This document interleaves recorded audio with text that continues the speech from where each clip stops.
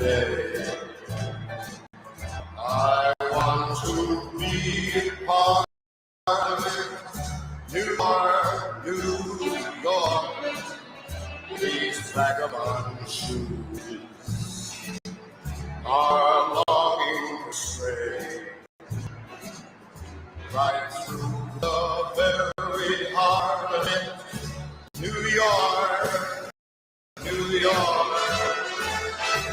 I want to wake up in a city that doesn't sleep and find I'm king of the hill, top of the heap. These little towns are melting away. I'll make a brand new start of it in old New York. If I can make it there, I'll make it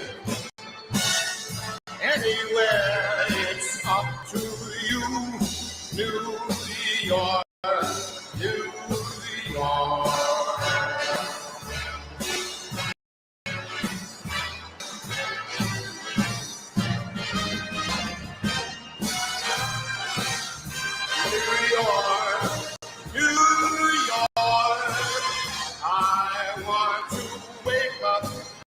In a city that never sleeps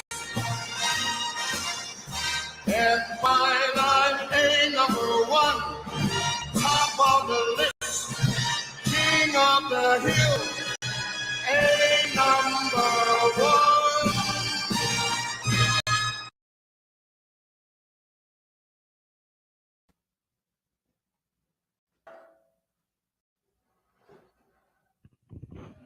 Shalom, Lord in Christ. This is Priest and Officer Shagapan of the Isupk School of Universal Practical Knowledge, and today is the Isupk history class. Welcome, welcome, welcome. Shalom, Yahweh B'Hashem Yashai to the brothers online. Yahweh Shalom B'Hashem Yashai to the sisters online as well.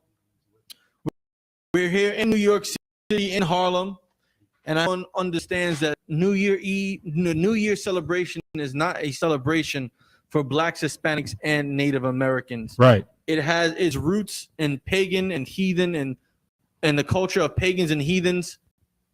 The history we're going to get into and dive into today. We're also going to get into how New Year's were, how New Year's celebration and the ideas of New Year's were for slaves, because that's what's most important. It should help further your understanding on why we should not be celebrating New Year's Day. All right. So what I first want to get, I want to go into the history tab, which is the third tab. That's the fourth one, third one, and you can share that. Bring it up on the screen, Bogusha. Perfect. So this is from history.com. If you don't know already, I love history.com. I grew up watching the History Channel. That was one of my favorite channels growing up. So what we're going to do is we're just going to read along what has been recorded and documented on history.com. It normally is very credible and authentic information, and things are updated on many subjects throughout the days and months and years to be as accurate. I'm Preaching Officer 5000. Hold it down to a 12 shield. General Muhammad is here. Understand, Black, Latino, First Nation, man and woman. Now is the time more than ever to come out of the world, to come out of this wicked society. You got to understand, man, America does not give a damn about us, Black man, Latino man, First Nation man and woman. It's the only way that we have a hope to even think we can make it. Because that's the problem, my Bob. We think we can make it in the oppressive society. We think that it's all right that we can live a free, white, and 21 lifestyle. But that's not what we're supposed to do. Our God told us this. If I could, give me Romans 13:11. I hold Leviticus chapter 20 and verse 13. Got a lot going on right now. We'll talk about, what's going on in the world. Everything's up in arms. We're talking about the remake of The Color Purple. Let me tell you something. Films like that in the Bible, it's hard to sit through.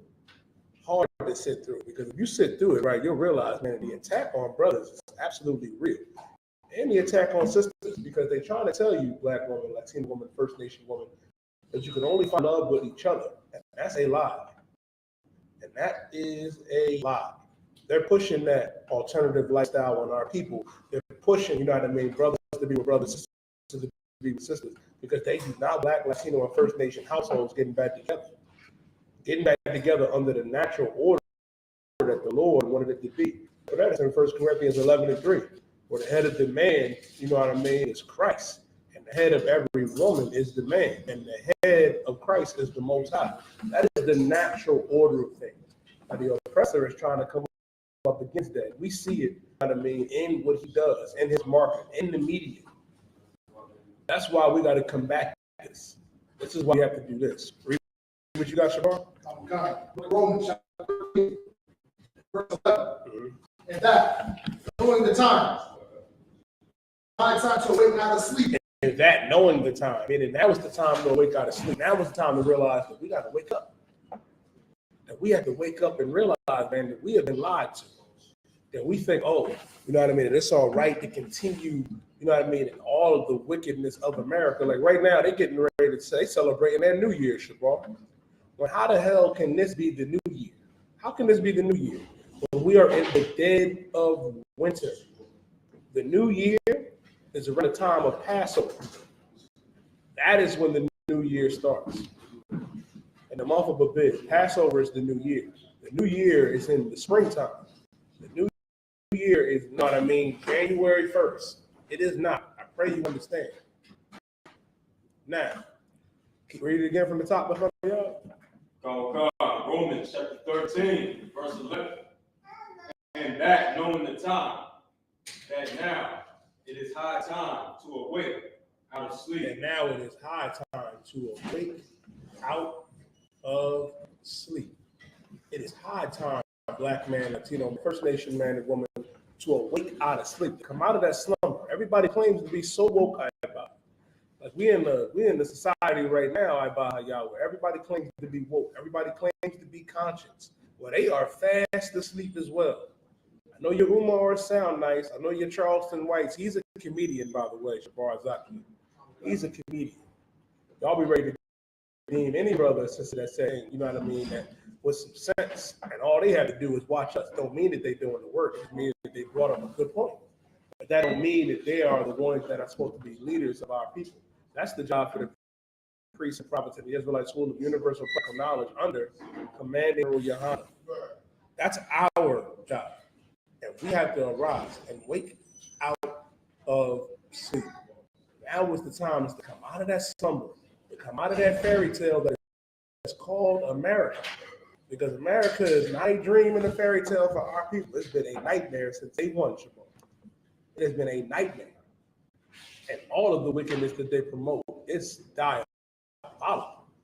It's diabolical. You could drop that to Romans chapter 1 and 25. Lord Christ, Malak. Now, go to Leviticus chapter 20 and verse 13. I wanted to go here, right? I'm going to get into, I mean, Janus. Janus is the Roman god of new beginnings. The new Roman god of new beginnings. You know what I mean? That's where they get their new year from. That's what your worship that comes to, you know what I mean, the so-called new year, when the new year is actually in the springtime during the time of Passover. That's the real new year. But right now, it's such an attack on our people, Shabar. They want our people to celebrate New Year's. God done celebrating Christmas. God done celebrating Thanksgiving. They should have lived an alternative lifestyle so bad that they turn back the clock and bring back, you know what I mean, old diabolical films about, you know what I mean, homosexuality and alternative lifestyle with the color purple. And they try to make it seem like that's the wow. The relationship that T. Lee and Sugar had was beyond inappropriate. And y'all know what I'm talking about. You know exactly what I'm talking about. And this is why we have to understand this and what our God said when it comes to the alternative lifestyle, when it comes to homosexuality. Read Leviticus chapter 20 and verse 13. This is the book of Leviticus chapter 20 and verse 13.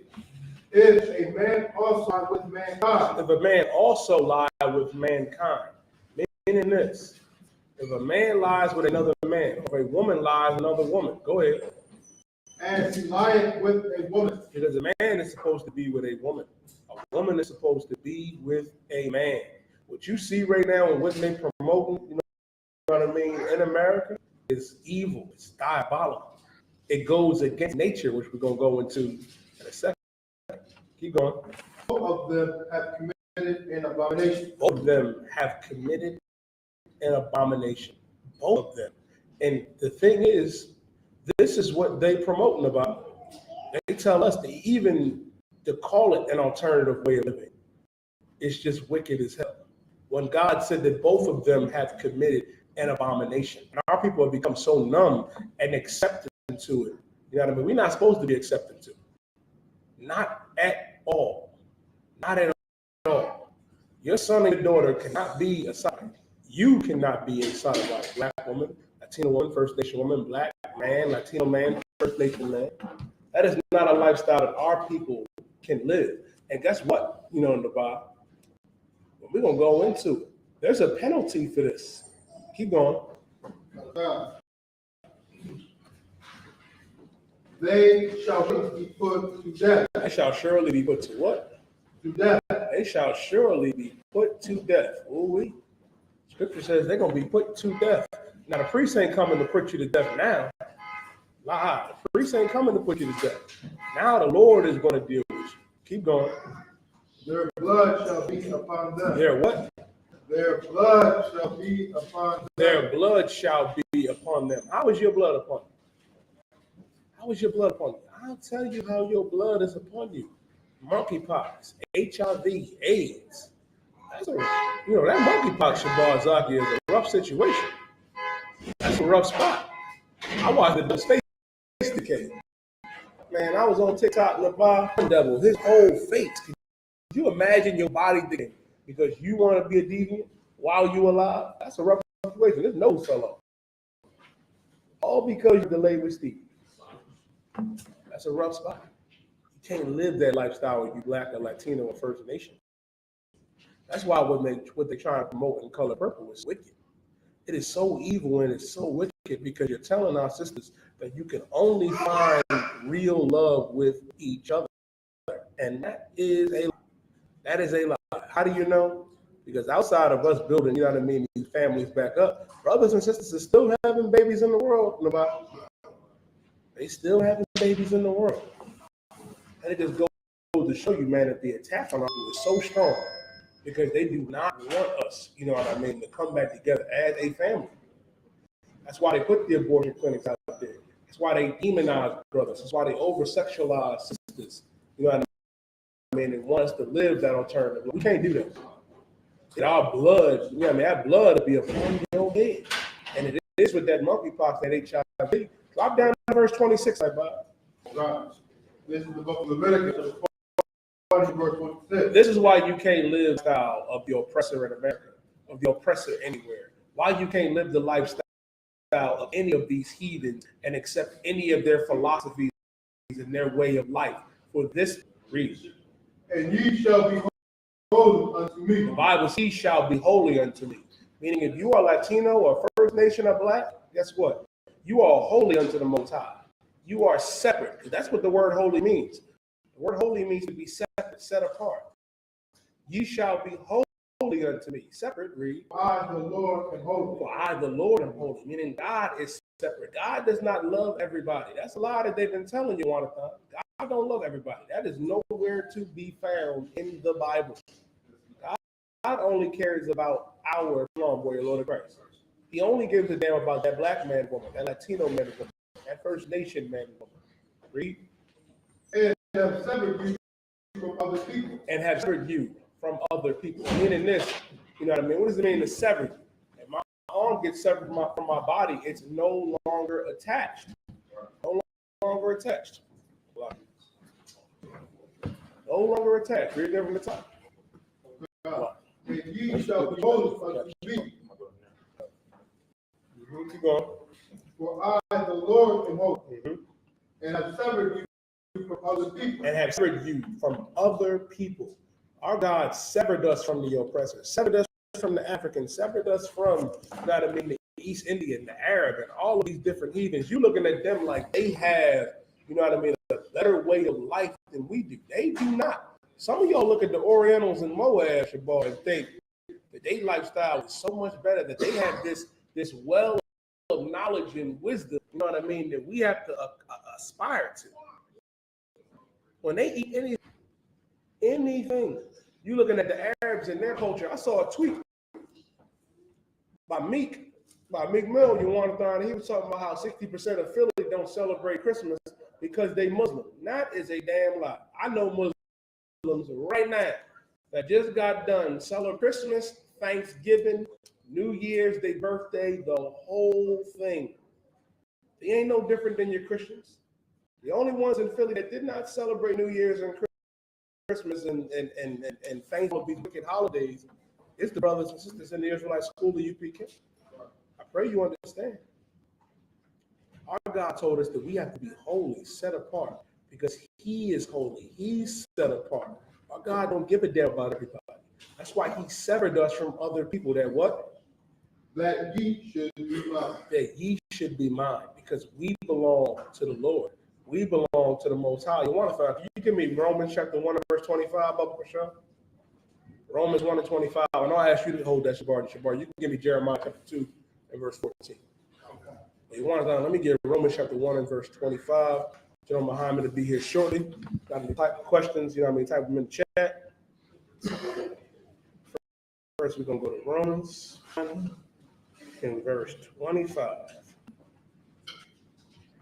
Let me know when you got it. The book of Romans, chapter 1, verse 25. Who changed the truth of God into a lie? Who changed the truth into a lie? Who told us that it was all right, you know what I mean, to live an alternative lifestyle? Who told us that it was okay to be a Christian, to be a Muslim, you know what I mean, to celebrate New Year's in the dead of winter, Nathaniel? Celebrate Valentine's Day and Christmas and your birthday and Thanksgiving and every other evil, wicked vice. Who changed the truth of God into a lie? Who told you that pork was the other white meat when God said pork was an abomination? Who told you that being a homosexual was an alternative way of living when God said that was an abomination unto him? Who changed the truth of God into a lie, Read? And worship and serve the creature more than the creator. How you worship and serve the creature more than the creator? I'll tell you how. I'll tell you how. I got it told my mother the other day. I'm sitting there talking to my niece and my nephew, Shabar, because they asked me some questions about that Christmas tree, and I was breaking it down. My mother's like, well, you know, I don't worship no tree. I don't do none of that. I'm like, and you claiming to be this God-fearing woman, but right here in Jeremiah, the 10th chapter, it's telling you you're not supposed to do that. You ain't supposed to put that tree in your house and decorate it, deck it. You know what I mean? You have no idea, you know what I mean, that was even in there. But the excuse is, God knows my heart. I do it for the kids. The Most High don't want to hear that. The Most High does not want to do that. The oppressor will try to guilt you into being a bad parent, you know what I mean, or a bad brother or sister if you don't conform to his lifestyle and his way and his customs. And that's why the scripture is saying, who changed the truth of God into a lie? The truth of God is that Christmas is wrong. New Year's is wrong. The holidays of the oppressor is wrong. The way he lives is wrong, especially with that alternative lifestyle. He's the one that changed the truth of God into a lie. And God is worshiping and serving the creature more than the creator. You're not listening to the Most High, because if you listen to the Most High, you'd be here. You'd be here in the UPK. You'd be rocking it out with us. But you'll rather serve the creature. You'll rather go and check out the color purple.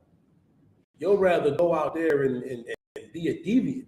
You'll rather go out there and eat anything that you can catch. That's what Moab is, Shabar. He eat anything that he can catch. If you can't run away from Moab, that's your rear end. Keep going. Who is blessed forever. Who is blessed forever, read. For this cause, God gave them up unto vile affections. Listen, for this cause, God gave them up unto vile affections. What does that mean where it says he gave us up to vile affections? I'll tell you.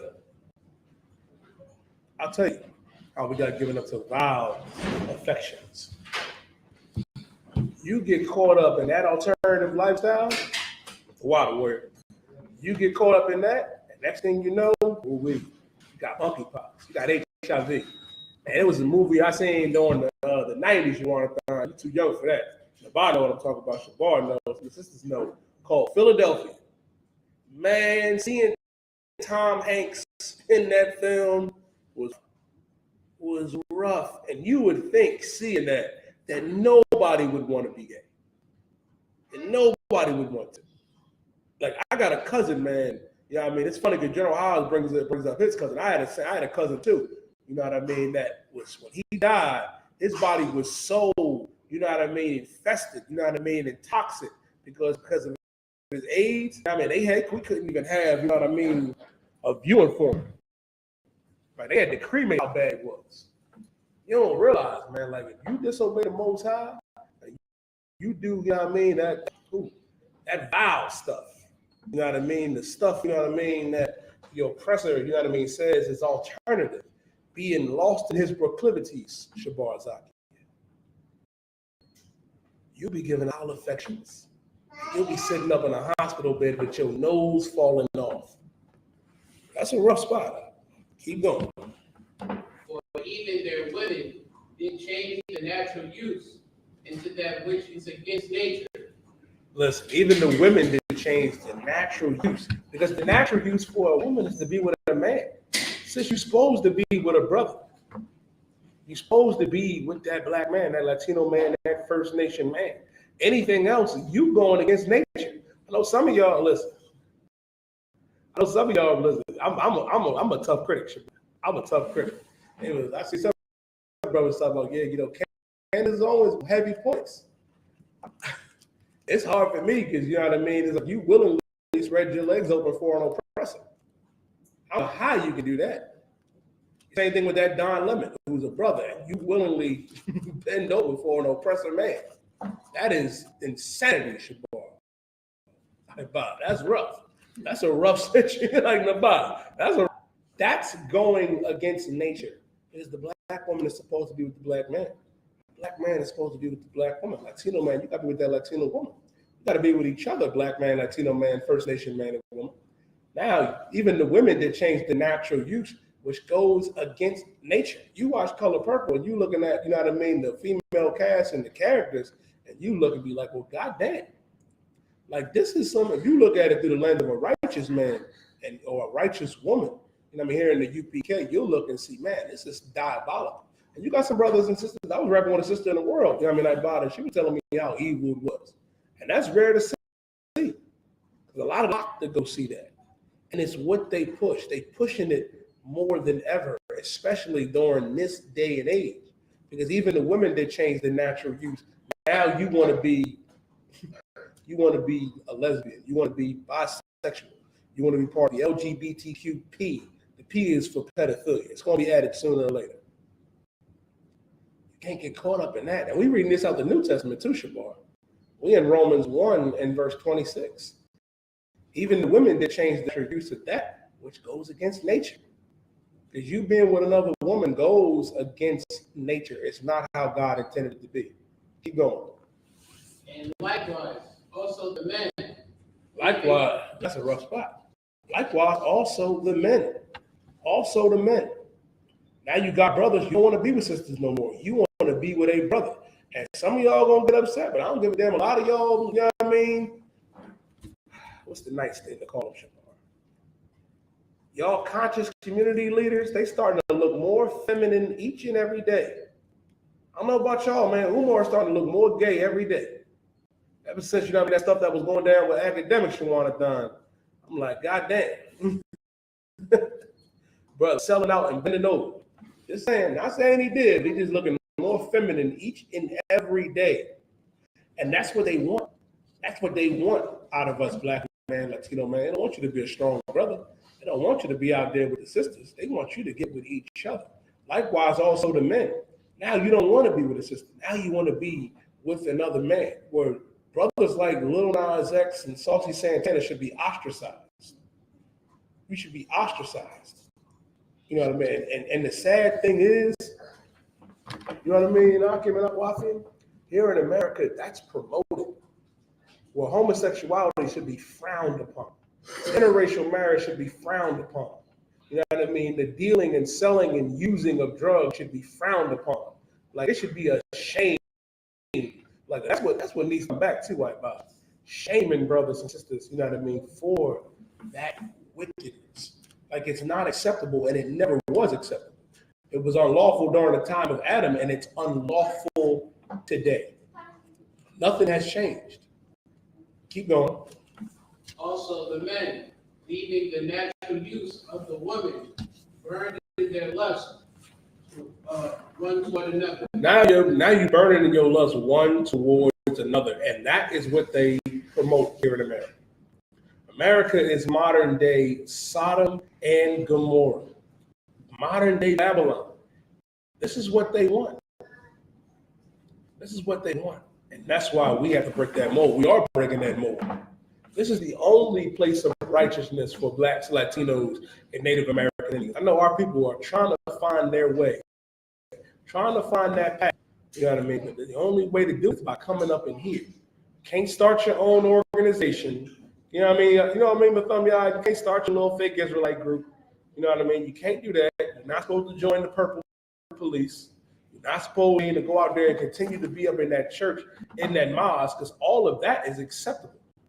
It's unacceptable here because this is a place of righteousness here in the UPK under commanding General Yohana. Right. You can't be a deviant in here. You can't love the oppressor or love these heathens in here. I pray you understand. In here, you got to do the right thing. And doing the right thing is keeping these laws, statutes, and commandments and having faith in our King, Yahweh Shah Mashiach, known as Jesus Christ. And the thing is, as a Black man, Latino man, and First Nation man and woman, here's the problem we all suffer from. We have become comfortable slaves here in America. We have become very, very comfortable here to where they can just do and treat us any type of way, and there's really no pushback. The only pushback is the ISUPK and Commander General Yohana. Nobody else is pushing back. The church don't push back. How do you know the church don't push back? It just came out that your pastor, your bishop, be at the church, Jonathan. Do you know what goes down at the Diddy party? That's a good thing, brother. That's a great thing. You don't need to know. You don't need to know. Ask yourself this question. Why is he there, Shabbat? Why is he there talking about, have you ever been swallowed up? Swallowed. Have you ever been swallowed up? I'm just like, excuse me, bro? Like, God damn, they not even hiding it no more. They not even hiding it. And it reminded me so much of Eddie Long, because when he got up there, what did he say? I know who I am. We know who you are too. You're gay. You're gay. You're gay. It's like, you gotta catch me out. You gotta catch me out. Get ready to go off the deep end. You're a sodomite. And that's an evil thing to be. Oh, my God.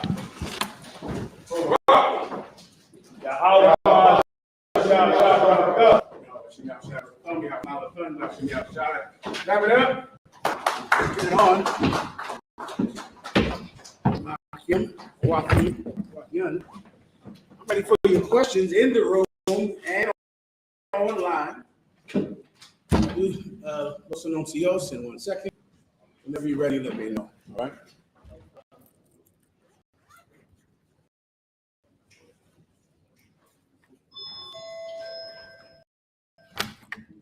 They finally reinstated my TikTok yesterday. Oh, sign Christ. Let's try to keep it up this time. All right.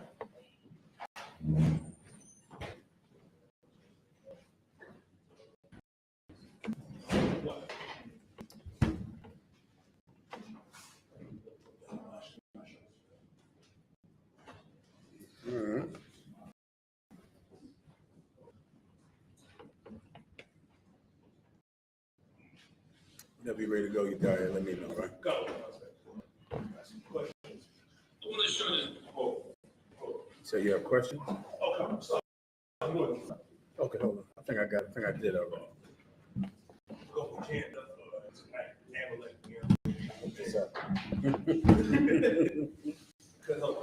I can dig it. No sweat. All right. Let's get it on. First question. Top Quran, he said, Shalom, can I get a general breakdown of 2nd Ezra 13 and 52? No problem. 2nd Ezra 13 and 52. You got it.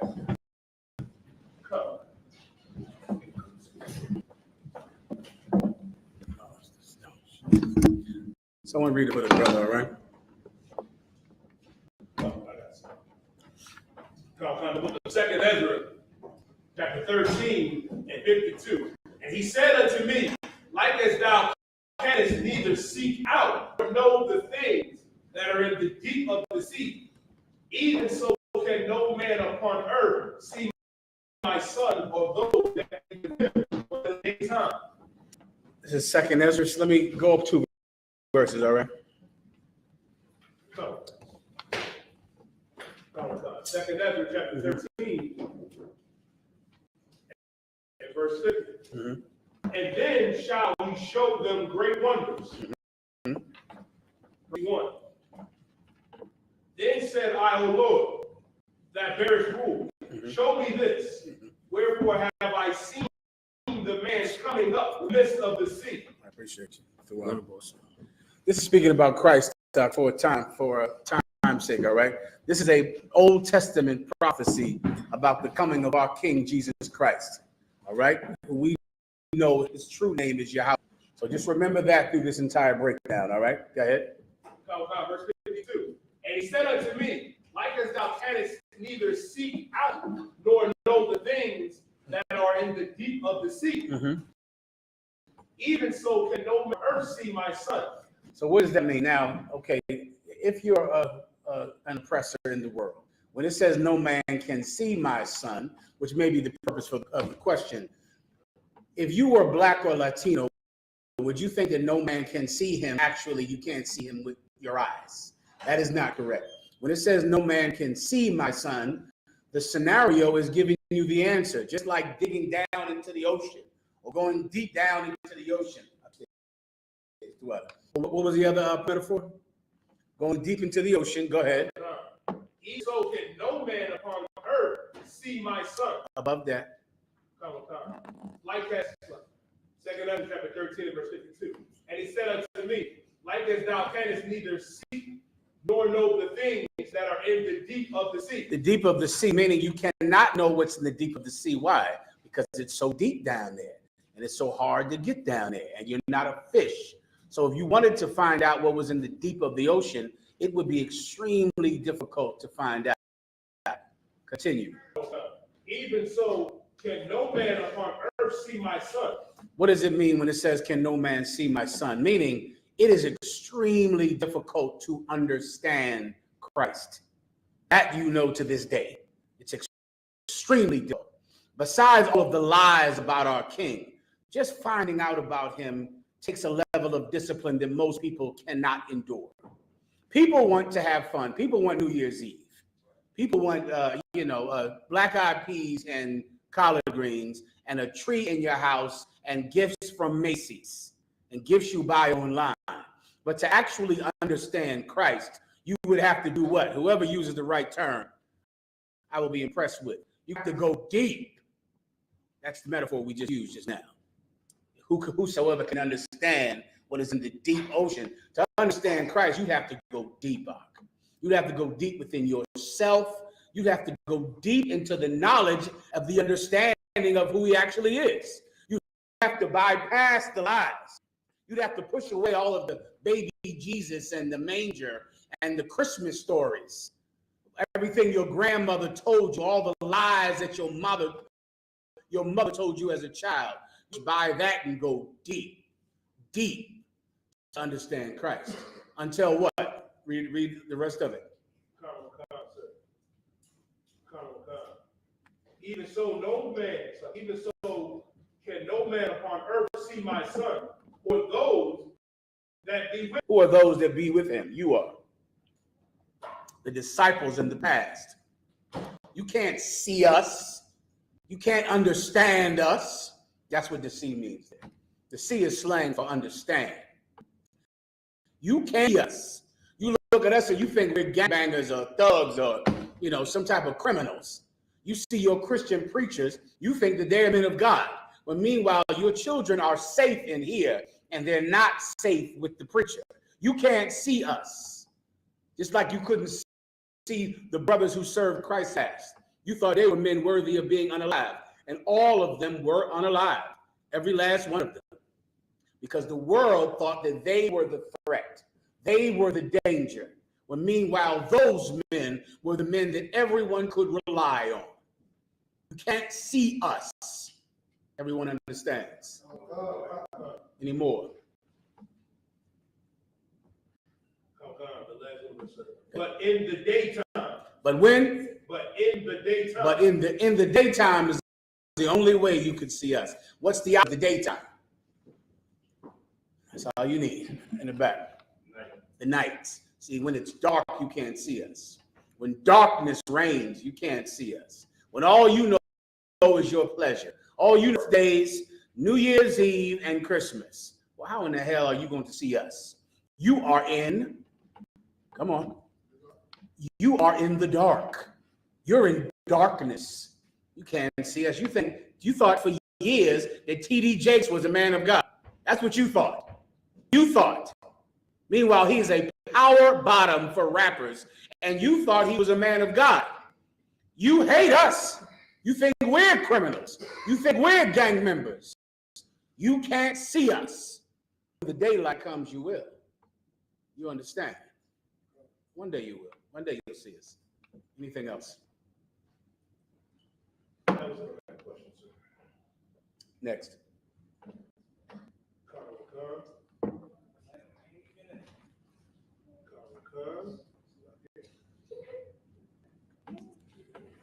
UPK, Dr. Warren says, can I get a breakdown of Ecclesiastes chapter 7 and verses 2 through 5? No problem.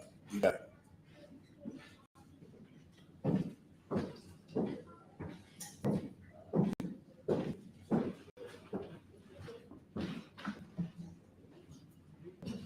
Ecclesiastes chapter 7 and verse 2. It is better to go to the house of mourning than to go to the house of feasting. Mm-hmm. For that is the end of all men. Let me go one verse above it. All right, go ahead. Ecclesiastes chapter 7 and verse 1. A good name is better than precious ointment. Who understands what that means? A good name is better than precious ointment. Precious ointment is like, perfume, or makes you smell good and makes your skin feel good. That's ointment, all right? Heals cuts and wounds. It's precious, meaning it's expensive, it's rare. A good name is better than that. What is a good name? A good reputation. Oh, that's, everything. That's everything. That's something that, especially when you're from the world and you grew up poor, you develop this sense of, what do people say? I just don't give a F. I don't care what nobody says about me. You've heard that, yo. It doesn't matter what anybody says about me. Who cares? It matters. It matters what people think of you. It especially matters when it's true. Oh, that's everything. Your reputation, brother, is what your life is built on. You're building up over time. The minute you walk outside your parents' home, you're building a reputation. You're building a name. So when someone says, well, something is stolen, did he do it? Oh, no, not him. Someone says, well, somebody is cheating on their husband. Someone is a whore. Is it her? Oh, never, not her. Can't be her. Has to be somebody else. It's impossible for it to be her. You build that up as you leave your parents and you begin to take your own actions and the repercussions for what you do. And that's better than precious and rare ointment. Your name means everything, brother, and it's yours. It's something you build, your actions establish it, you keep it and tend to it like a flower for the rest of your life. Every decision you make, every interaction you have builds your reputation. When you go to a store and you talk to someone, when you meet brothers and sisters, when you're walking down the street, when you're driving, you're building a reputation. Oh yeah, I know that brother. Oh man, that's a good brother, man. Oh yeah, that brother helped me out when I was in the jam. Oh no, he wouldn't sleep with my wife. Not this brother here. Yeah, you can leave your kids with him. Yeah, they're safe with that brother. I know him. Yeah, I know him. My cousin, he's my cousin, or my cousin knows him. Oh, he's in that UPK. Oh yeah, that one here, he's solid. Yeah, he's safe. That's what you want, and you tend to it like a plant. Every day, with every interaction you have with people. And that's precious, brother. That's precious. Continue. Come. And the day of death than the day of one's birth. And the day of death. What is the day of death? The day that you finally die. That day is better than the day of one's birth. Of course, in this world, everyone knows when your birthday is, what your sign is, as if that means any damn thing at all. What day you were born. That means nothing at all. But what does matter is the day of your death. That matters. Continue. Come. It is better to go to the house of mourning than to go to the house of feasting. Can you imagine what everyone, instead of caring about their birthday, cared about how they would die, thought about it, and said, well, I don't want to die like that. I don't want to wrap a car around a tree while I'm drunk. That's not how I don't want to die in prison because I did some terrible action to someone. I don't want to die of AIDS. I don't want to die of a drug addiction or drug overdose. What if you thought about it? What if it mattered to you the same way it matters you're a Gemini or a Sagittarius or when your birthday is? That matters. That's the most important thing in the world, the fact that you're a Sagittarius. There's nothing more important than that. I get that. I understand. But you're going to die in a hospital bed of a venereal disease. That's how you die. You're going to be unalived because you slept with someone's wife. That's what the day of your unaliving will be like. If I was you, I would think about that a little more. I put a little emphasis on it. And the house of mourning is where you have the burial. You know, you go into the person's house and everyone is sad, right? That's the house of mourning. The house of joy is when you go into a house and someone has had a baby. That's the house of joy, birth. Well, that house of mourning is more important than that house of birth. Why? Because everyone's happy in there. Everyone's happy and having a good time. We just had a baby. Congratulations, right? But that house of death is coming for all of us. So we should put more emphasis in that. We should think about that. We should care about that. You've already been born, but your unaliving is on its way. It's coming one day. And you, in so many cases, brother, can have an absolute impact on how you go. It matters. You understand your dad? You had something else? Hebrew verses 2. Where we at? Go ahead. For that is the end of all men, and the living will lay it to his heart. You get that? That's what I just broke down, young brothers and sisters. The people that are alive, and they're in there, and someone is dead, and someone is unalived in a coffin. Can I say something besides unalive? Can I say perished? Someone who has perished in a coffin. This happens, I'm sure, to all of you. Most of you, it leaves your mind after the funeral because you're on drugs and you get high, and all you care about is chasing boys or chasing girls.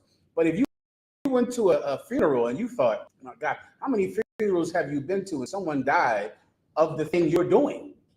That happens where you're in a funeral and they're dead because of drug addiction. And everyone leaves the funeral and goes outside and gets high. When the person in the coffin because of drugs, and all anybody can wait to do is to leave that funeral so they can go to the parking lot or go around and get high. Lay it to your heart how that person was unalive, how they perished. Put that in your mind.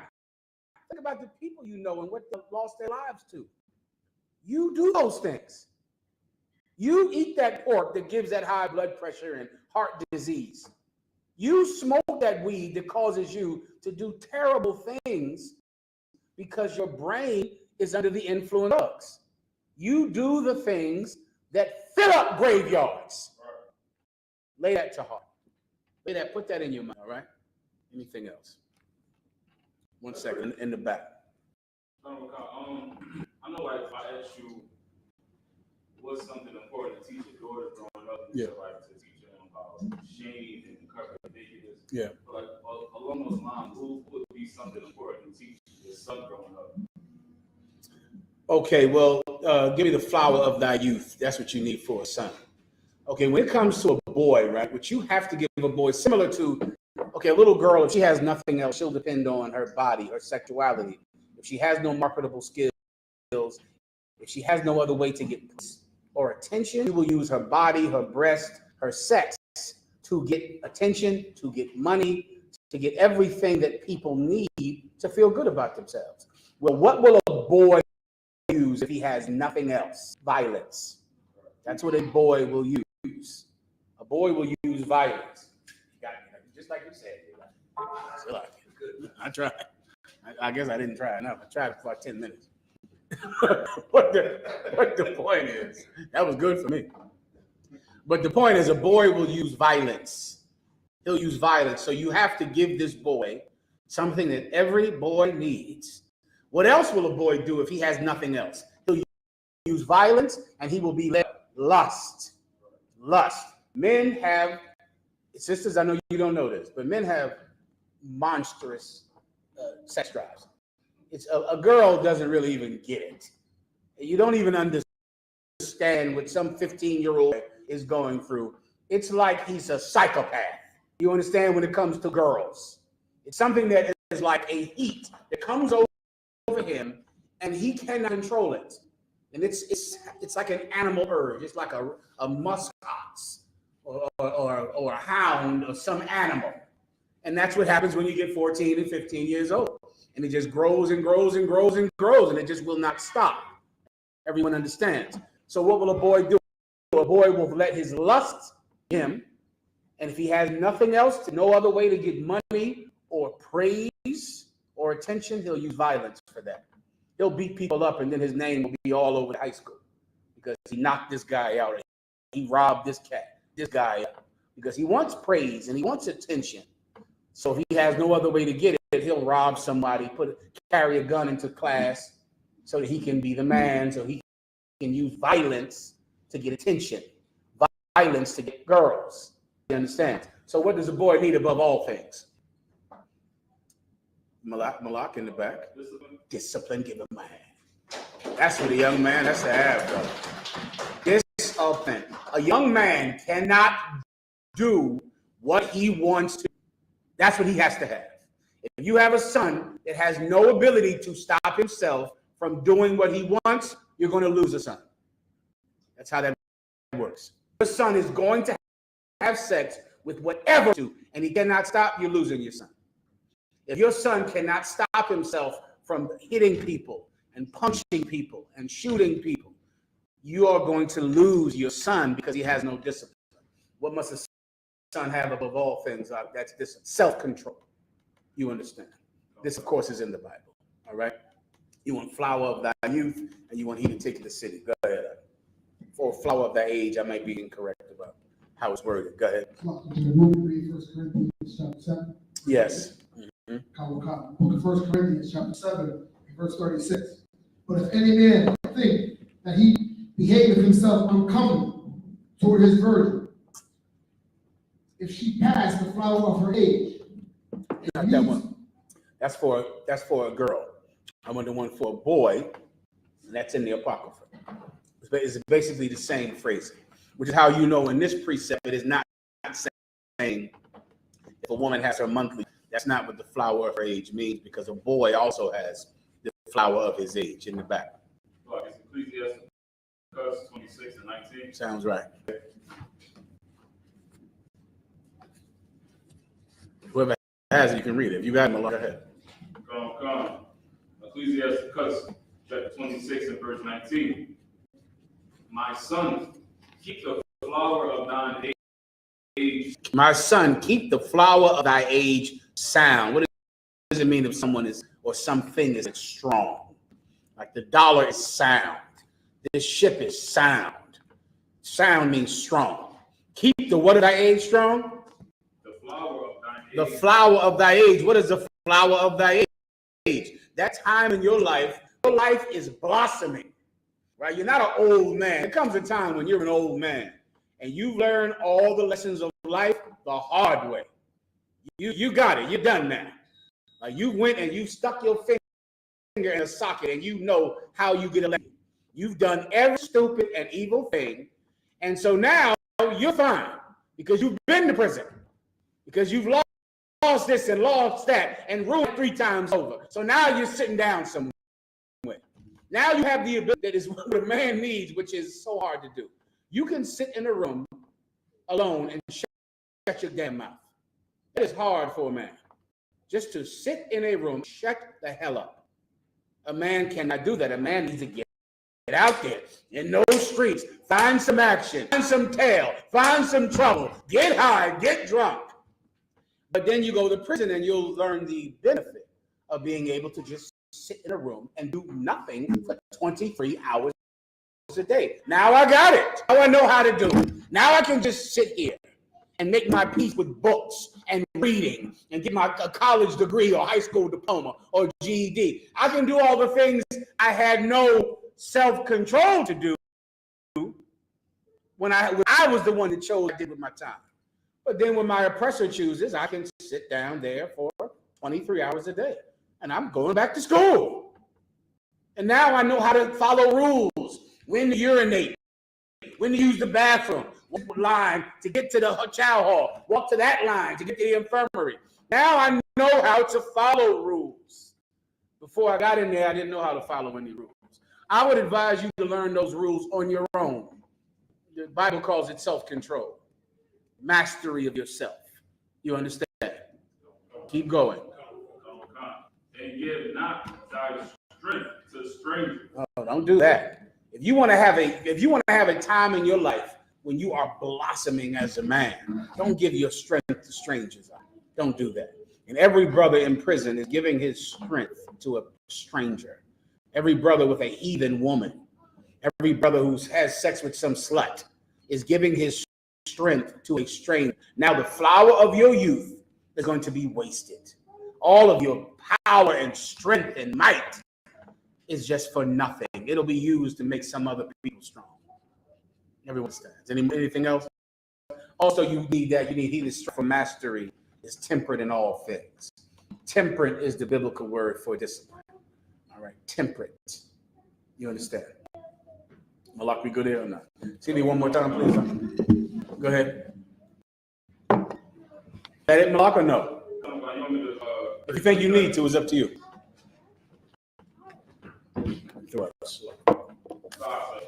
All right, next. He had a question, sir. He wanted to Genesis chapter 2 and verse 9. Genesis chapter 2 and verse 9. And ground made the Lord God to grow every tree that is pleasant to the sight and good for food. The tree of life also in the midst of the garden. These are not trees, everyone. All right. This is a metaphor for constellations that Adam would read. Same way we read a book today or read the Bible today. This is because men of God understood the will of God and they wrote it down for us. Before there was written language and before there was writing, Adam read the constellation and understood what they meant. He looked at them and he knew that this was communication from a superior power. So he read them and he went to put the Garden of Eden in order with the options that he saw in the heavens. Everyone understands? Come on. Why did they compare the constellations to trees? Because they give fruit once a month. This is in the book of Revelation, the 22nd chapter. They're trees because once a month they give fruit. They go by seasons, just like a tree. There's a season when the peaches are on the tree, a season when there's no peaches on the tree. That's how constellations are and the stars are right now. That's how people can plot their way across the planet because they know what stars are in the sky during a certain time of year in a certain place. And they use those stars to go from Europe all the way to South and Central America. All right? You get the point now. What I just said is in Revelations, which gives her fruit once a month. All right? Which is where the whole worship of the astrology comes from because there's a different constellation in the sky. every month. This changes, and that changes at a certain season when you don't see this star. When you do see that star from this particular place, you can see this constellation, and you can't see it from this place. The Bible calls them trees in poetic form. All right. Next.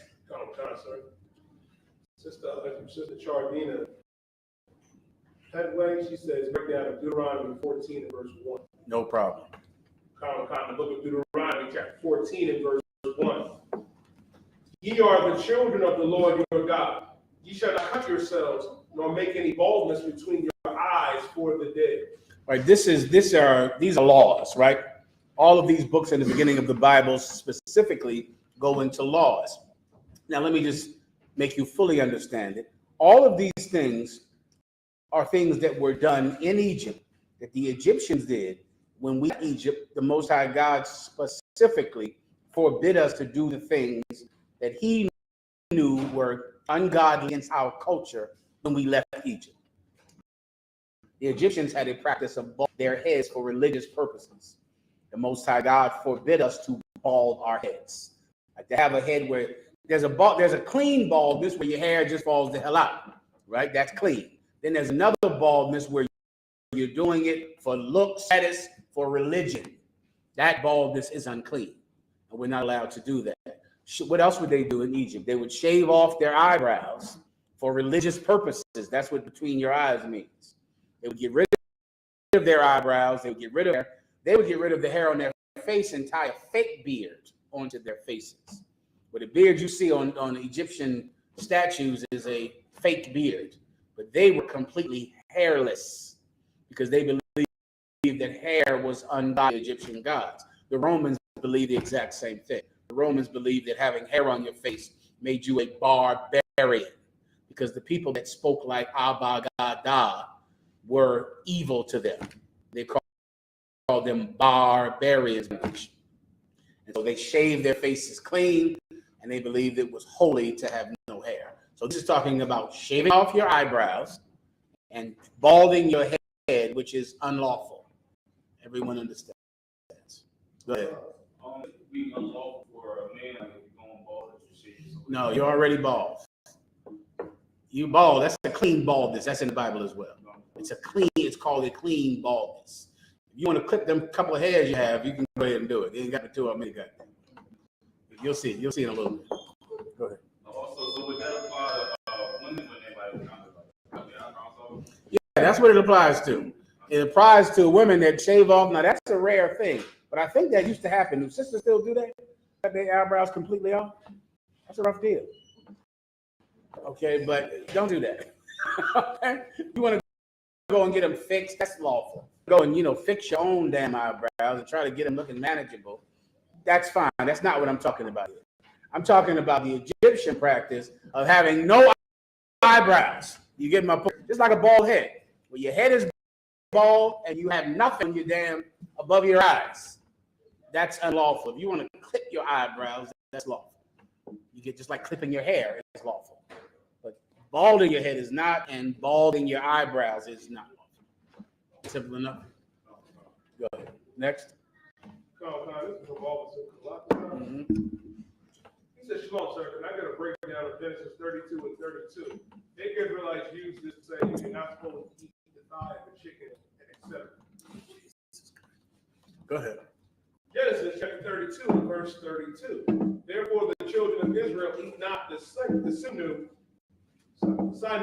which shrank, which is upon the hollow of the thigh, unto this day, because he touched the hollow of Jacob's thigh in the sinew that shrank. Right.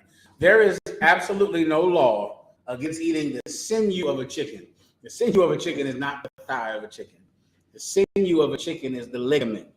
Imagine if you eat a piece of chicken, it's like a ligament in there, line in there, right? There are many things like this you read in the Bible where they didn't do this in this town, they didn't do that in this town. These are not laws, right? These are things that people would do over time. They begin to them. It's telling you where they come from. It doesn't come from the law, which is what he's saying right here. It does not come from the law because people remember what happened with Jacob. They did not do that unto this day. Of course, Israelites absolutely do eat the entire chicken bone, no marrow, because that practice is gone, because it was never kept. It was never done again. It was never kept. It was kept for a while, then it stopped. Why? Because it's not a law. You don't have to do it. What's in the law is in the law. All the thou shalt. We just read one about the balding of the eyes and the head. You know what's unlawful? New Year's Eve is unlawful. It's an absolutely unlawful practice. Christmas is an absolutely unlawful practice. Smoking weed is absolutely lawful. Being an alcoholic is absolutely unlawful. Being an LGBT person is unlawful. You'll read certain scriptures where the people didn't do this, the people didn't do that. Those are like traditions, and they come and go. They come, people do them for a while, then they stop because they're simply traditions. It's like there's the Passover and then there's Juneteenth. What's the difference? Do y'all know what Juneteenth is up in Philadelphia? They do that down in Texas, Juneteenth, right? The Passover is a law. You have to do it. Can you go to a Juneteenth celebration? Have fun. You can go there if you want to go there. You aren't sinning because you went to a Juneteenth festival. If they stop having Juneteenth, there's no crime. They can just stop having Juneteenth and forget about it, and it will be lawful. Or they can have Juneteenth every year, and it will be lawful. The Passover is not negotiable. The Passover is a law. That's the difference between this not eating the sinew, the gristle, and the chicken, and eating the gristle. Done. Next. Yes, no, sir. Can I get a general breakdown of Isaiah 55, verse 9 to 11? No problem. Go ahead. Sir. The book of Isaiah, chapter 55, and verse 9. For as the heavens are higher than the earth, so are my ways higher than your ways, and my thoughts than your thoughts. For as rain, Is this the point, or do I need to get to it? Verse 9 to 11. All right, he should give me the point. I got a lot of precepts. If you want to read like 4 or 5 scriptures, tell me the point of this so I can get to it, efficiently. All right. Get the next question until he has it. Anything else? Sister Amby says, Salaki, can I get a breakdown of Acts 28 and 3 through 6? Is this figurative viper, snake, or spiritual meaning? No problem. Go ahead.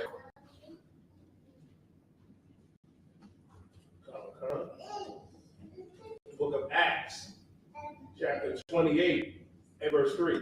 And when Paul had gathered a bundle of sticks and laid them on the fire, there came a viper out of the heat and fastened on his hand. Verse 4. And when the barbarians saw the venomous beast hang on his hand, they said among themselves, "Look, this man is a murderer, whom he hath escaped the sea.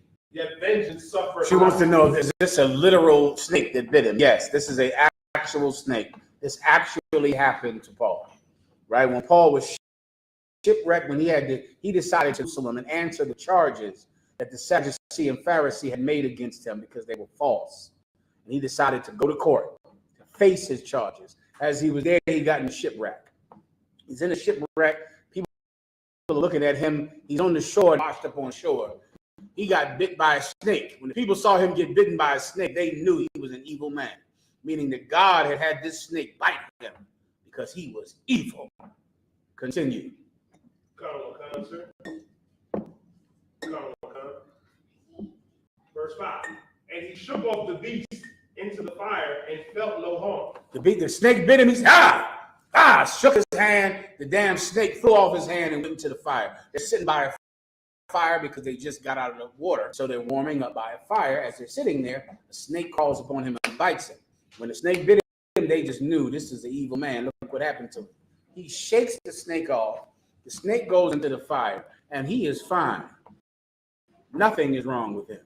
Verse 6. Howbeit they looked when he should have swollen or fallen down dead suddenly. They're looking at him like, damn, he should swell up. He should be full of poison now, and he should drop dead because he got bitten by a snake. Continue. Sir. But after they looked and saw no harm come to him, they changed their minds and said that he was a god. So then they're watching for him to keel over and die. but it didn't happen. And then they said he is a God. Look what happened to him. First of all, the God hated him. And now when he didn't die from this attack that they believed would have killed them, then they said he is a God. This was an actual snake, an actual thing that happened to him, if that was your question, all right? If you need to break down on it, you just let me know. Right? Was there anything else? Next. Colonel Khan, sir. Also, Barack Ali, he responded, sir. Go ahead. Hispanics, General. I'm not sure I understand verse 10 where it says, rain cometh down in the snow and the snow from heaven that may give the seed to the sower and bread to the eater. I'll break it down for you. Go ahead and read it. Read 9 to 10. Also in verse 11, so you have to understand verse 11. Solid. Go ahead. Colonel Khan, sir. The book of Isaiah, chapter 55, and verse 9. Mm-hmm. For as the heavens are higher than the earth, Mm-hmm. so are my ways higher than your ways. Let me just explain that. What it means is that you have things that you like to do. You like New Year's Eve. You don't see the evil in New Year's Eve. Do I have to go on my phone and take me 30 seconds to find all of the murders that happened last night? Right? Raise your hand if you heard just relentless gunfire last night. Raise your hand. Oh. Just relentless gunfire. If I go on my phone 30 seconds, I'll find murders that are terrible that happened yesterday. Families that lost loved ones. Forget about the infidelity. You brothers out there married to the women in the world, Lord be with you. Because if your wife went to a party last night, your wife had sex with somebody else. That happened last night. You got some woman you met outside the UPK. A lot of you call me about your wife. She's in the world. Is she in the truth? No, she's not in the truth. If she went out last night, she had sex with another man. Just accept that. You got no proof of it, so you can't do nothing about it. But you know her friends, don't you? You see those girls, right? Well, she hangs with them. In your mind, my girl, my friend, my woman hangs with these whores. Your wife is a whore, which is why she hangs with those. In your mind, your wife is the one good girl in a crew of whores, isn't she? She's the one. This is Tina. She's a hoe. Sandra, she's a hoe. And my wife, she just hangs around all these hoes. Your wife is one of them. That's why she's with them. Well, if she went out last night with Tina and Keisha and them, she went out and cheated on you. It happened. Last night is a terribly evil night, rooted in evil from the Egyptian Empire to the Roman Empire, has been evil, was invented for illicit sex and violence, to give the people an outlet so that the people would not overthrow the government. That's where so many holidays come from. That's where sports comes from. Governments who are in charge know that every human being has the urge for violence and sex. And they know that if you don't have a way to exercise it, you'll storm the Capitol. You'll kill all the judges. You'll kill the president and kill the congressman. So you need an outlet for your violent nature. You have football and basketball and boxing. And you have Christmas, so you can bust through the door of Best Buy and break open the doors and punch somebody in the face and snatch a TV out of their hands. You can shoot guns in the air so that you don't shoot them at the police and at the military. So you can get all of this off your chest on New Year's Eve.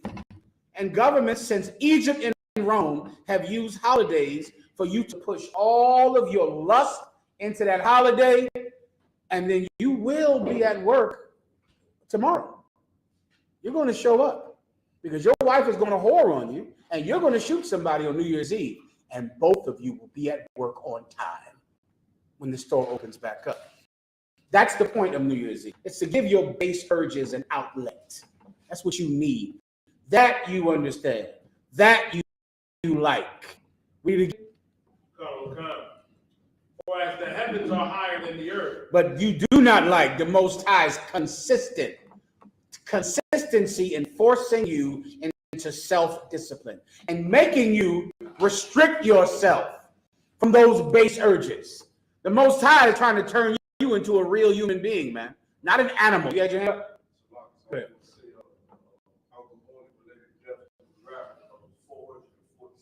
When? 400 in a night. Last night. Right? Last night. And this wonderful holiday that you love.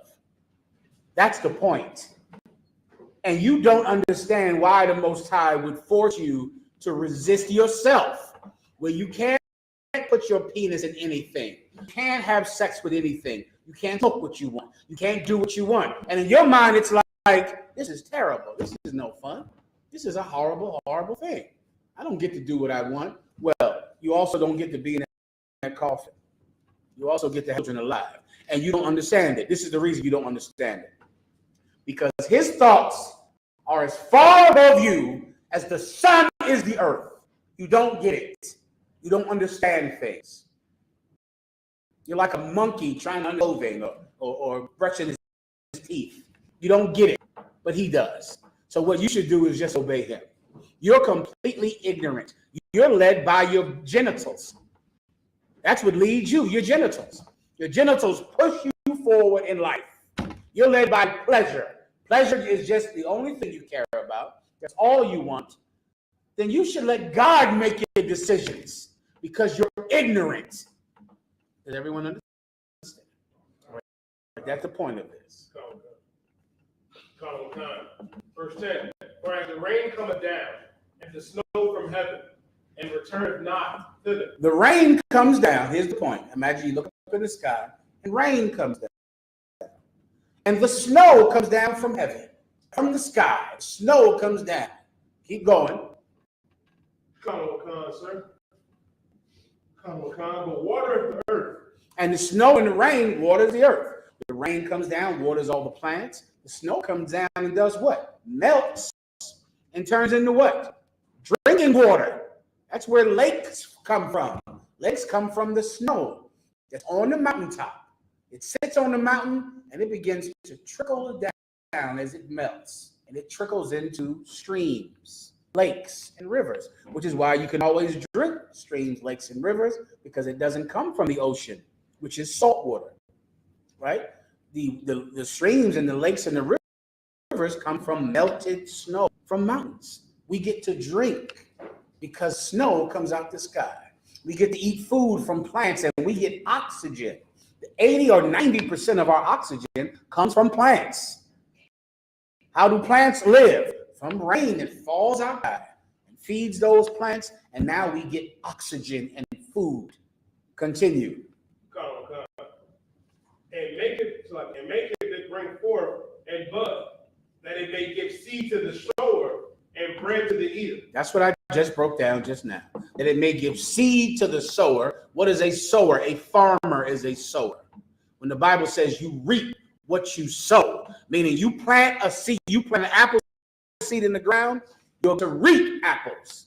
What you put in, you're going to get out. A sower is a planter, is a farmer. So it gives food to the planter, to the sower, and what else? That it may and bread to the eater. And bread to the eater. And you get to eat because rain and snow come from heaven. Continue. Verse 11.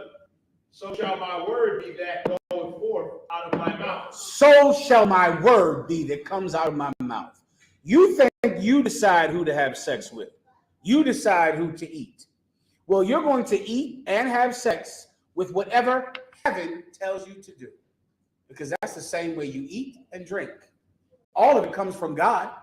So why not let him make your decisions? You know what you are? You're like a fish. Who has fish tank at home? Raise your hand. Who has fish anymore at home? Well, used to people would have fish tanks. And you put some fish in it, and you drop little flakes of fish down to that fish. And the fish jumps up and eats everything. And many times I look at a fish and I wonder if he knows that I am the reason he eats. And I know he doesn't. That fish probably thinks it is an effing coincidence that these flakes drop in this water. And I look at them and they don't look at me. They just eat all the food up in the top of the thing. And I drop it and go, I bet you these fish think there is no God. You understand? These flakes just drop down here twice a day, every damn day, by coincidence. That's you. You're eating food, you're getting snow and water and plants and animals. So I don't listen to God. There is no God. I do what I want to do. Why don't you take God's knowledge the way you take his food every damn day? Take his knowledge too.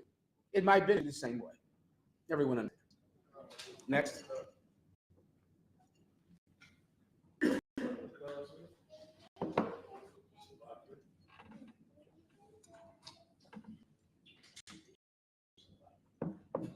Okay, Columbus said, shalom, sir. May I get a breakdown of Isaiah chapter 5 and 18? Yeah. The book of Isaiah chapter 5, verse. I think I'm good up to it. Matter of fact, so I give it to me. Just one finger, right? To what? The book of Isaiah chapter 5, verse 18. Woe unto them that draw iniquity with cords of vanity and sin as it were a cart rope. As it were, what? Cart rope. Oh man.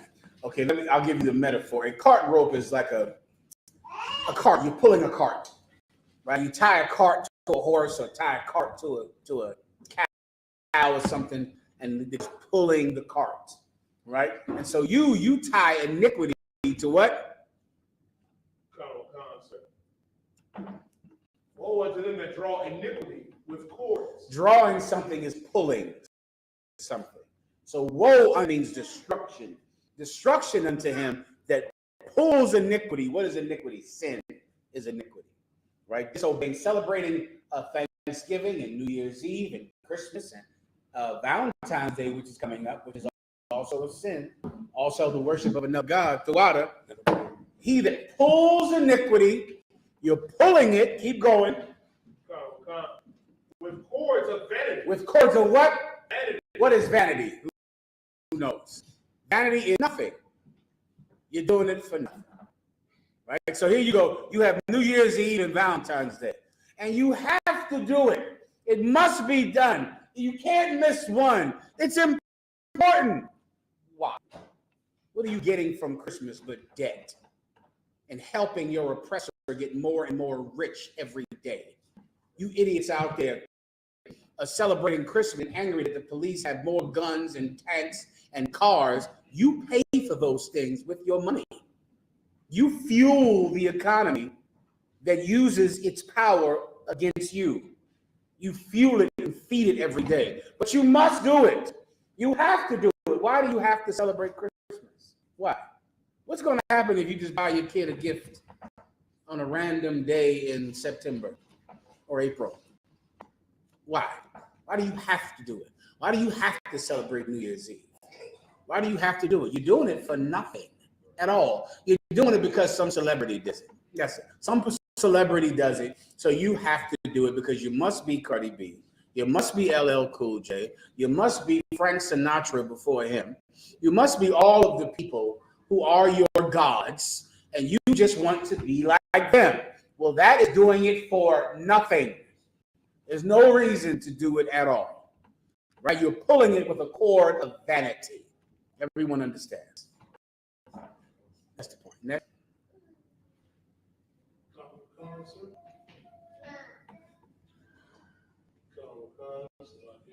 No problem. Princess Reed said, asked, Salaki, sir, can I please get a precept that speaks on women being mindful of what they say? Oh, forget about it. Give me 2 Timothy. Is it 1 Timothy 2 and 10? This is what you need. Learning what to say is that's a difficult thing to do. You can also go to 1 James. No, I'm sorry, just James. James 1, and let's start with James 1 and the tongue being a small member. And then we'll finish it with 1 Timothy 2 and 10. All right, let's start with that. James 1 and, 5? The tongue being a small member kindled a great fire. Your mouth is the problem, virtually through your entire life, your mouth, especially with a woman, especially with you because of your emotions. Because you're so emotional, all of the problems that end up into being physical problems start with something you said. Virtually every fight. You can't murder somebody in Popeyes unless you get into an argument in Popeyes. You know that? You don't know that, do you? Right. The thing thing that ends in a double murder in Popeyes starts with what? Blow my mind with knowing the answer. Your mouth. Arguing in Popeyes over, I guess, napkins, I guess. Or in McDonald's over what? Fish fillet. Right? They didn't give you ice, I'm assuming, right? You didn't get ice, your fish fillet. They're not giving you your French fries. And so because of that, you go behind the counter and curse everyone out and scream and yell because you're so angry because you ordered 2 French fries. And then that ends in a double murder in a place. Come on. Say it, General, if I may, sir. So, if you don't tip at Waffle House, that's fighting to the death. Oh, Waffle House, that's a death wish. You go to Waffle House and you start with your mouth about hash brown or toast, about something that means nothing. But you can't control your mouth because you can't let anybody get over on you. Oh, no. Oh, no one should get over on you. No one should do this. Mostly Judites in this room, right? So let me give you the word that causes more death than I can really make someone who is not a Judite understand. No one can disrespect you. Disrespect. Woo! When that happens, I ordered a French fry. and a milkshake. You ain't gonna give me my French fry. You gonna give it to me. Because I cannot be disrespected. A double murder on the news. And it's so embarrassing to where I'm embarrassed as a black man from a white newscaster saying how that fight started over that hot dog. It embarrasses me. I'm sitting home. An argument that started over a chili cheeseburger ended up in the death of 2. And I sit at home and go, I'm embarrassed by this. Because I know, because this chicken sandwich is so delicious that people have to die in there. Because someone got disrespected. Well, that's because of your mouth. Right? Your mouth. You say something that disrespects someone. Then they have to disrespect you. And then you have to say something louder to disrespect them. And here's the problem with women, and women have a on-purpose blindness with this. They don't know that when they disrespect a man so much that he doesn't have the words to battle them, he is ignorant and uneducated and stupid. Your man that you love so much, that you chose knowing he was ignorant. He's going to smack all the teeth out of your mouth. You're going to go home toothless. You started off with what? Just trying to show him he can't play you like that. He got you effed up. I saw it, no problem. You really told him. You told him so much, and he's ignorant and stupid and can bear you. You told him all so bad. He was trying to think of a comeback. Right? I mean, the business she's going to talk about just the terriblest things. She's going to talk about your penis. Talk about your mother. Talk about your fatherhood. Talk about everything. And you sitting there, you this, you that. Then all of a sudden, you're stupid. You're dumb. And she's smarter than you. And all of a sudden, you got no comeback. And then I remember what I can do. I remember what I fall back on in high school. I'm going to knock all the teeth out of her head. And then when you knock all the teeth, here's how the dominoes fall. You knock all the teeth out of her head. Bam! She falls out on the bed. She goes to grab what? Her phone. Brother, no. He goes to get her phone. On the phone, she becomes crying and calls her big brother. And she tells him, he hit me. What does the big brother feel? That you have disrespected him because you hit his sister.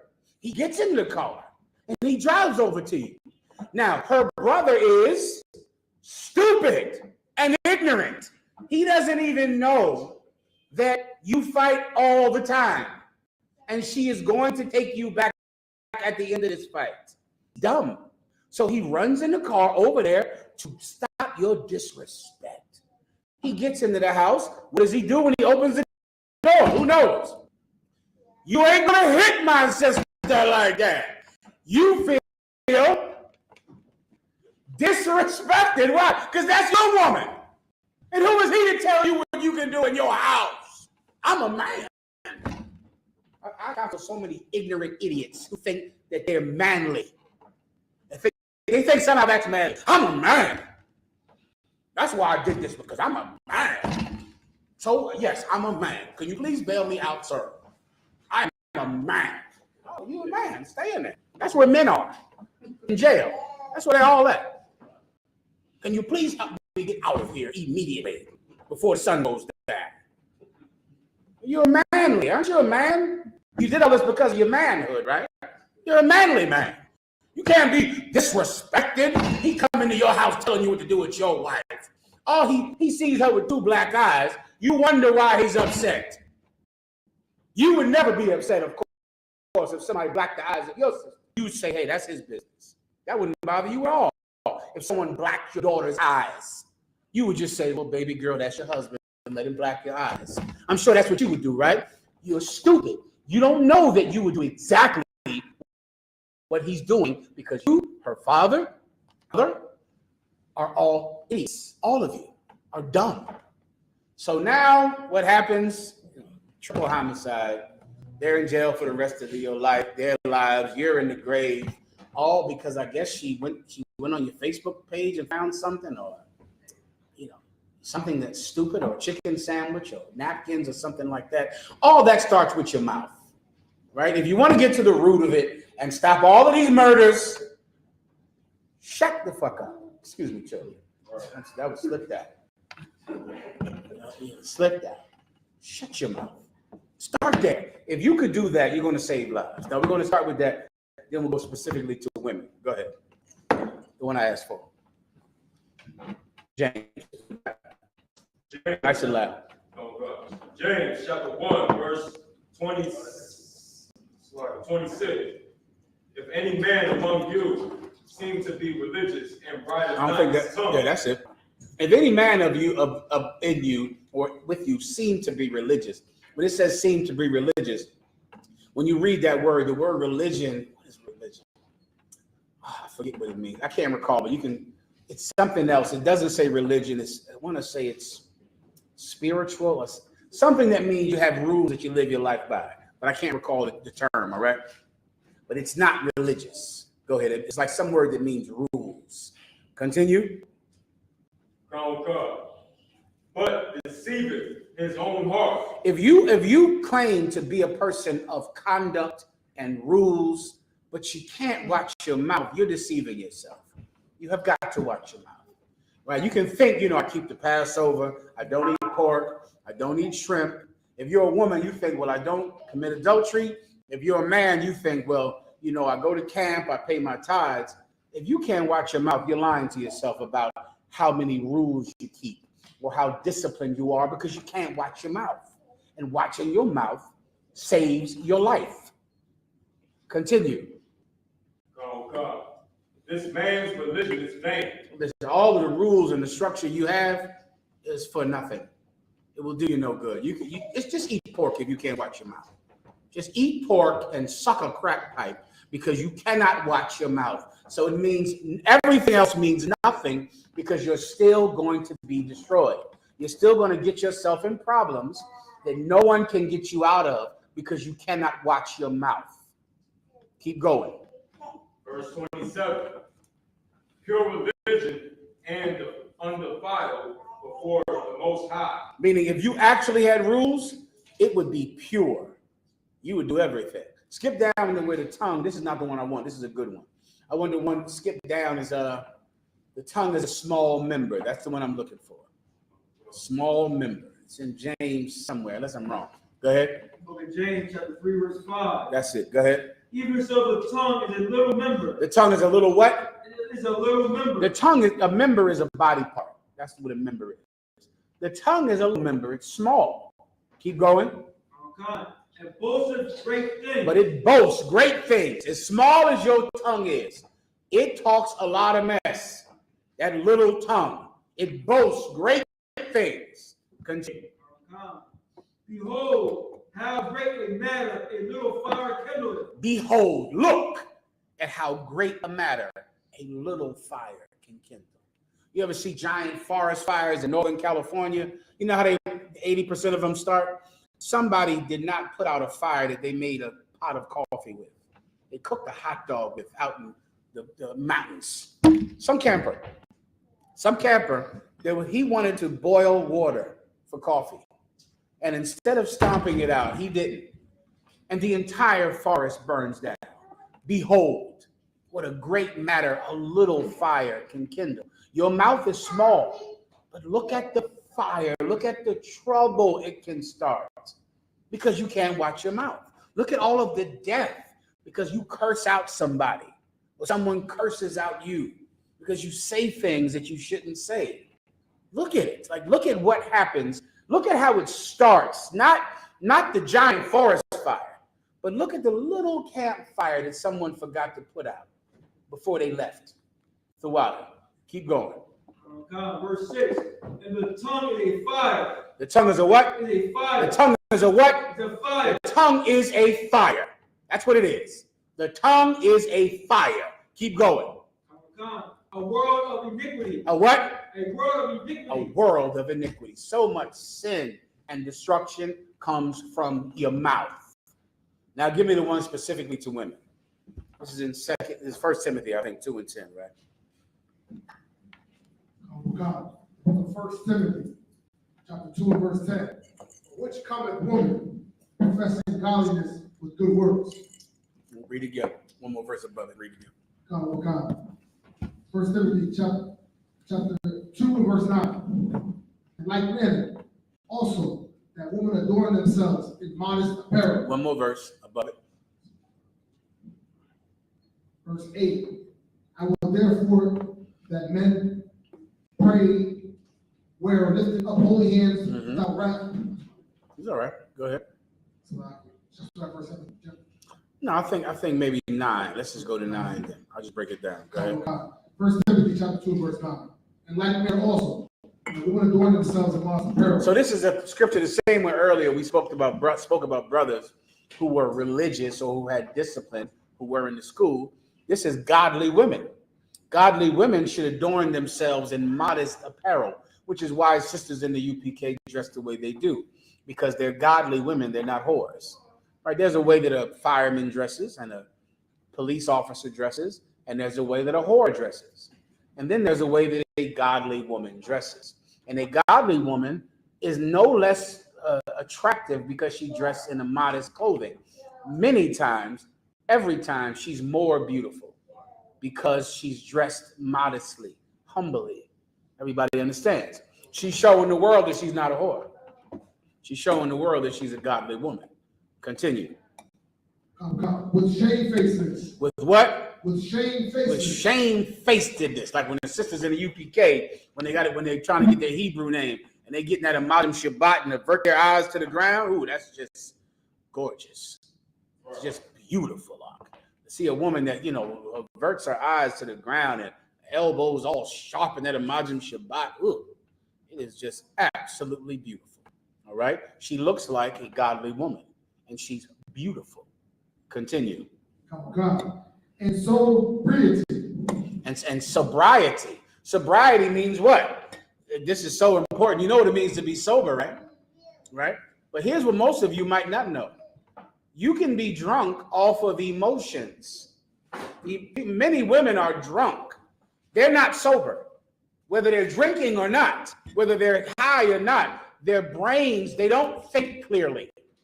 They don't think because they're constantly almost hyperventilating with emotions all the time. Mad, upset, angry, sad, hurt, happy, sad, constantly in a roller coaster of goddamn feelings.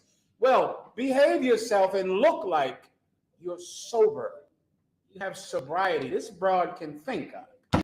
She can think. It's gorgeous. It's beautiful. To have a woman that has a brain that can actually think. That is very attractive. The world doesn't tell you how attractive it is because the world wants you to be a whore so they can use you and manipulate you and belittle you and degrade you. But a woman who thinks clearly, is beautiful. Continue. Oh God.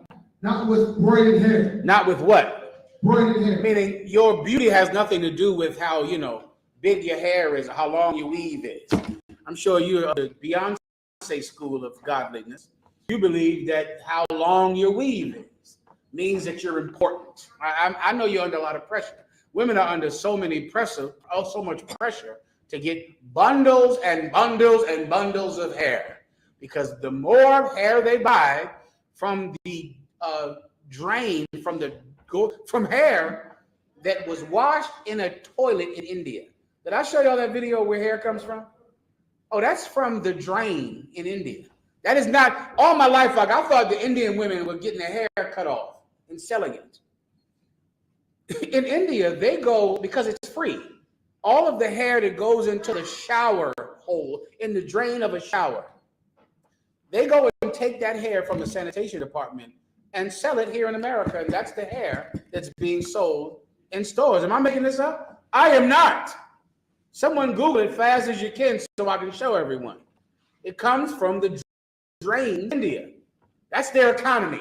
Something that goes down the drain. You're going to go and buy this hair. And if you don't have this hair, you're really not important, are you? You don't matter because you don't have bundles and bundles of Indian toilet hair. So you're not important. You don't feel important. You don't feel like you have money and that, other women look at you with prestige. Well, your hair does not make you more important. The fact that you have the most glorious, Beyonce weave in the world does not mean that you're a godly woman. Keep going. Malak. Article.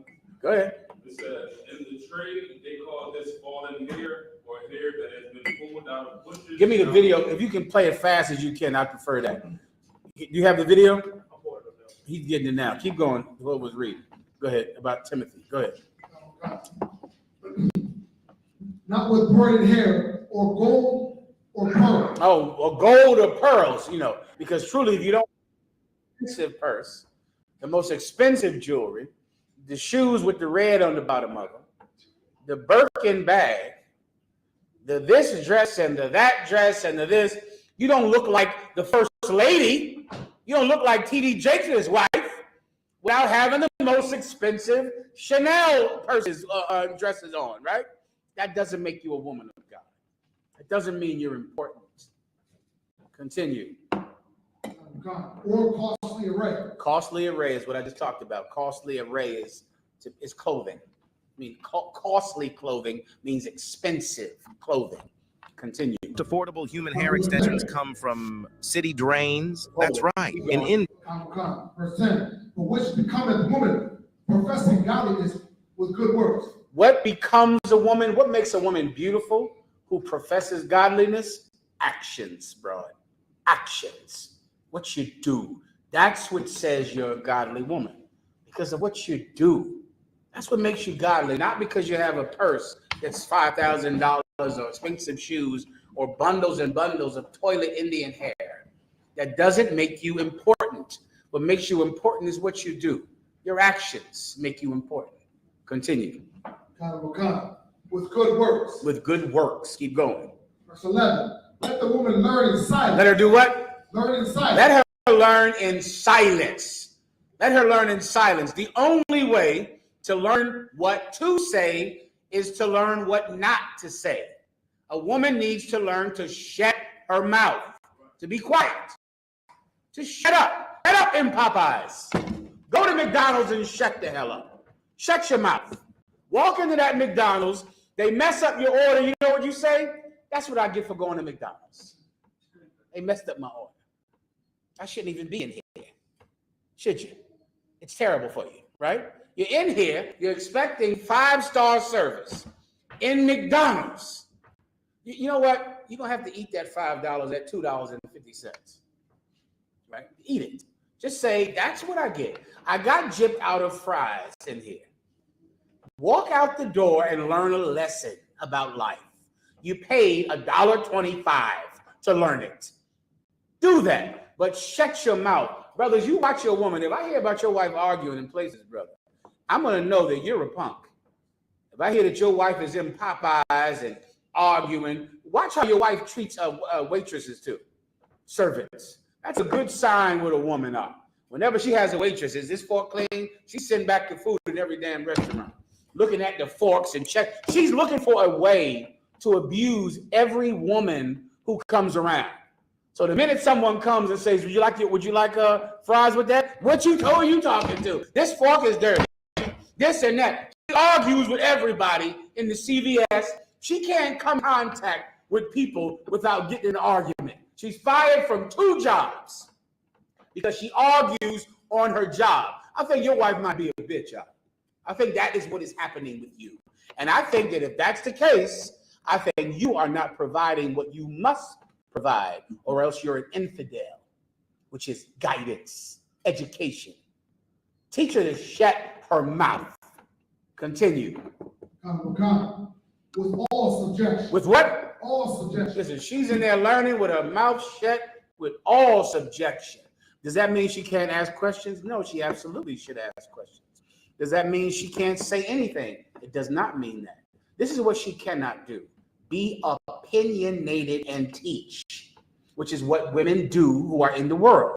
You can't tell them anything because the minute you tell them something, they're telling you something. The minute you say, well, you should stop this, well, you should stop that. You can't do that and be a woman of God. That's not how it works. You're going to have to shut your mouth. If you learn to shut your mouth, you'll live through the Popeyes. You'll live through the McDonald's incident. You won't get fired from every job because you argue with everyone who comes next to you all the time. Continue. Verse 12. But I suffer not a woman to teach. But I suffer not a woman to teach. The word suffer means to stand it or to endure it. He does not endure a woman teaching. He doesn't endure that. He won't. A woman is not allowed to teach. Save all of your stupid opinions. They're just opinions. It's just something that you want. It's not based on anything good or right or decent or godly. It is just you having an opinion about a thing. Treat it like it's not important. Continue. Nor to usurp authority over the man. Usurp authority means to take authority over a man. This scripture means it's unlawful for women to be preachers, for women to be women of God that are over churches and to do things like that. You're not allowed to do that. Keep going. But to be in silence. But to be in what? Silence. But to be in what? Silence. Shut your mouth. Right? That's the key. Shut your mouth. It's so liberating because you'll learn how unimportant your thoughts are. You think your thoughts are important. They're not important. You're not dropping anything heavy on anybody. You're not saying anything of importance. What do you think? You're going to end the war in Palestine with your effing mouth? You're not. Nothing important comes out of your mouth at all. You'll learn that because you'll stop talking, and you know what will happen? The world will go on without your voice. All right, good job. Did you know that most affordable human hair extensions come from city drains? That's right. In India, workers actually collect hair from public drains and plug holes. They clean and treat this hair, making it look nice and shiny. But the truth is, it's not virgin hair. It's straight from the drains. This is the only reason human hair extensions are still affordable. Otherwise, they would all cost thousands of dollars. It's a hidden secret of the beauty industry, and many don't know about it. What do you think? Would you still buy them knowing this? Share your... With that, pass the class over to Captain Scott.